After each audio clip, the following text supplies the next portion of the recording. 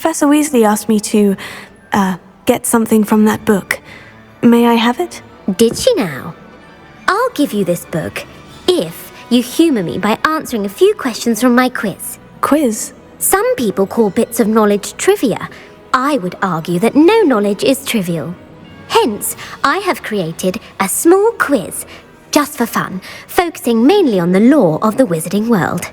None of the other students will try it, no matter how many times I ask. They all say they have enough with schoolwork. Ugh, they don't value knowledge the way I do. Surely you're interested. I'll even start you off with a few of my easiest questions. A quiz sounds like fun. Splendid! Just a few questions and then I'll hand over this book. Let us begin. Before the invention of the golden snitch, which magical creature was used in a game of Quidditch? The golden snidget. Correct! The snidget was first introduced to Quidditch in 1269 by a wizard named Barbarous Bragg. Sadly, they're thought to be extinct. Next question. Which potion is commonly referred to as liquid luck? Felix Felicis. Well done! Since it makes the drinker temporarily lucky, Felix Felicis is a banned substance in all organised competitions. The tale of the three brothers involves which magical artifacts? The Deathly Hallows. Correct! According to Beedle the Bard, the Deathly Hallows consists of the Elder Wand, the Resurrection Stone, and the Cloak of Invisibility. Which ball in Quidditch is the largest? The Quaffle. That's right! When a chaser throws the quaffle through one of 3 hoops in a Quidditch match, their team is awarded 10 points. True or false? Polyjuice Potion allows the drinker to change species. False. Correct.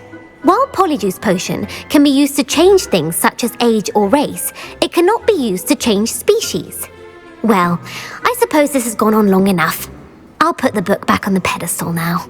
If you're inclined to test your knowledge again, I have plenty more questions I could ask you. And I won't be giving you any more easy questions either. The next ones will be more difficult. I don't have time for a quiz at the moment. Let me know if you change your mind.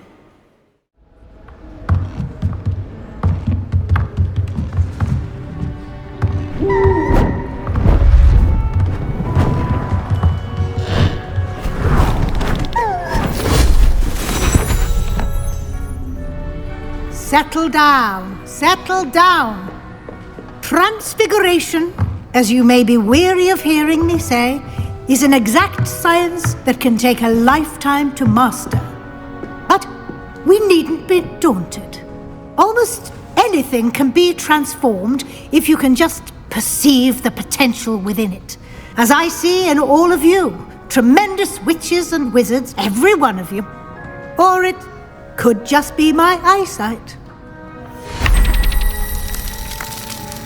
Now, you all know what to do.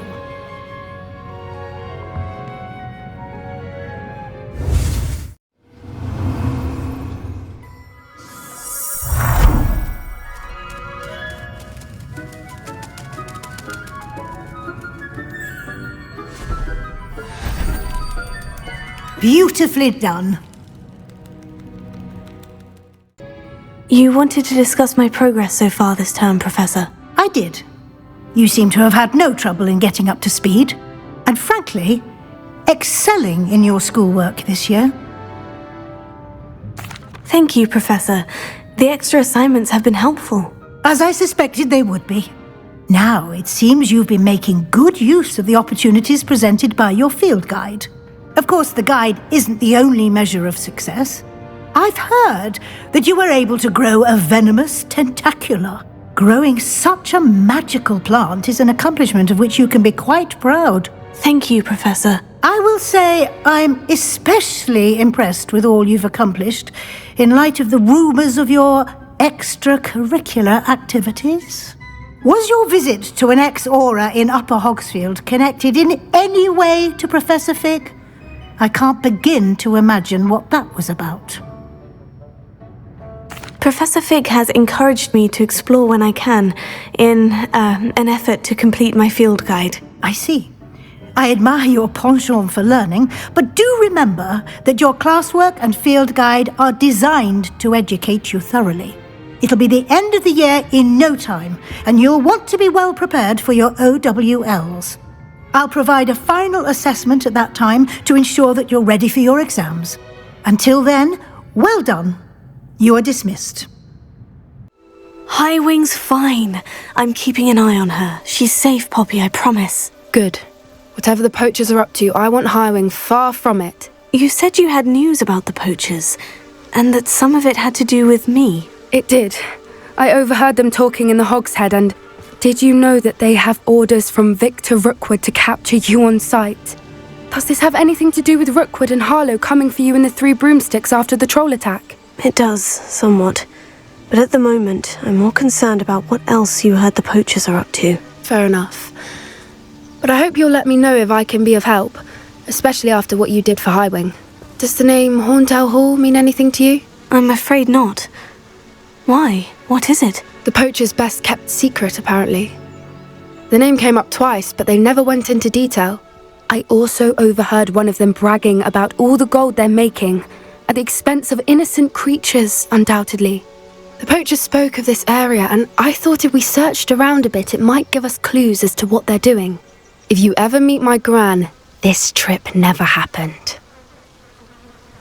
Not to worry, Poppy. If I ever meet your gran, I shall not speak a word of this. I normally tell her everything. She might be my best friend after Highwing, but she knows how I feel about the poachers. I think she worries I'll do something ill-advised. Whatever gave her that idea? An entire castle to roam, yet you choose to wander here. Please, we don't want any trouble. We're simply passing through. Do you take us for fools? That we do not notice more and more of your kind around here, in league with the poachers? We aren't involved with them. If anything, we want to see them stopped. I hope for your sake that is true. Our kind is swiftly losing patience with the poachers and those they work with. Poachers were here, all sorts of evidence. But I found something else. It's goblin-made. I found goblin armor. Let's keep searching, but carefully. Merlin only knows what's going on here. What in Merlin's name? Are those dragons?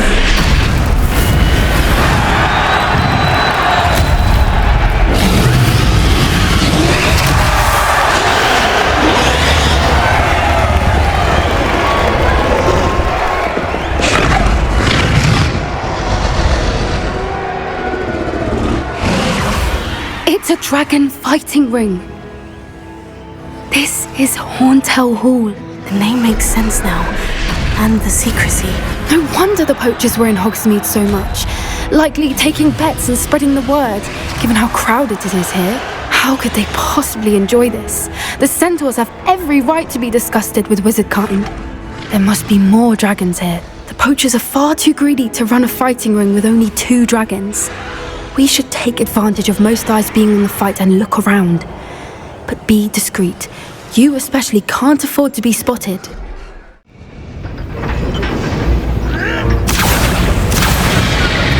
They must have only just captured her. She's putting up quite the fight. Not a fair one, though. Not with her chained up like that. Let's even her odds, shall we?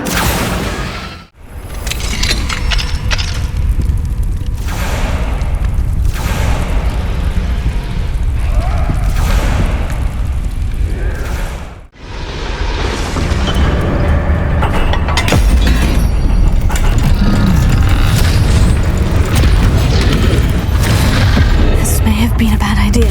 I suppose we'll find out.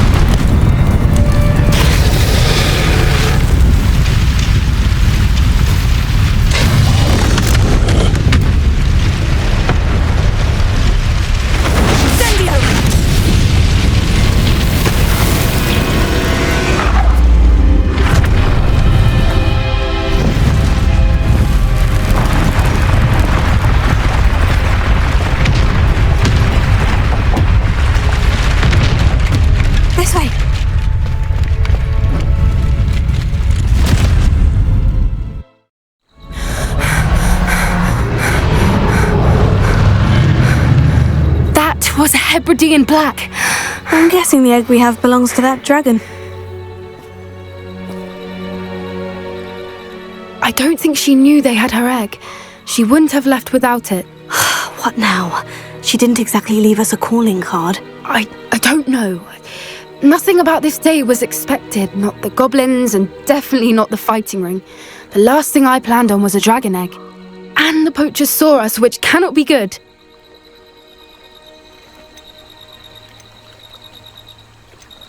Since the dragon we freed flew off, does that mean we get to keep the egg? I'd much rather we have it than the poachers, at least for now. But I don't think we should keep it indefinitely. It'll be hard hiding something like this from Professor Weasley for long. Should we expect trouble from the poachers, given the trouble we just caused? It would be foolish not to expect it. They're not a forgiving lot. I'm sorry to say that you likely have a larger target on your back now because of what we just did. We aren't helping ourselves standing here. Let's get to safety. We can sort this out later. You're right. If there's anything the poachers are good at, it's tracking their prey. And right now, we're it. This is a change of pace from our last outing. Don't remind me. The thought of that tent still makes my blood boil. I've been thinking about those poor dragons in the fighting ring. The collars they were wearing, they appeared to be goblin silver. I think a collar is precisely what we found at that poacher camp. I've never known poachers to use anything like that before. The dragon that attacked my carriage was wearing a collar, and Professor Fig was genuinely baffled by its behavior. That attack always did strike me as a little strange, seemingly coming out of nowhere. Surely you aren't suggesting that the collars somehow control the poor creatures? Exactly. Merlin, I don't think the dragon we set free was wearing a collar, but we should check. And if we can find her, we can return her egg. That's a good idea. We need to see this through. I'll start looking into it right away. There was something else that I wanted to discuss with you. I didn't want to press it before. It seems I may have caused you more trouble with Victor Rookwood. Why is he after you? Rookwood is working with Ranrock, and Ranrock is after something I found at Gringotts. Fig had a portkey that led us there after the dragon attack. It's a bit of a long story, and Fig had asked that I not speak of it yet. Goodness. Well, that certainly helps to shed light on what we saw at the tent. Don't worry, I'll guard your secret as if it were my own. I shan't press for more details. In fact, I should probably be going. I'd like to track that dragon down as soon as I can.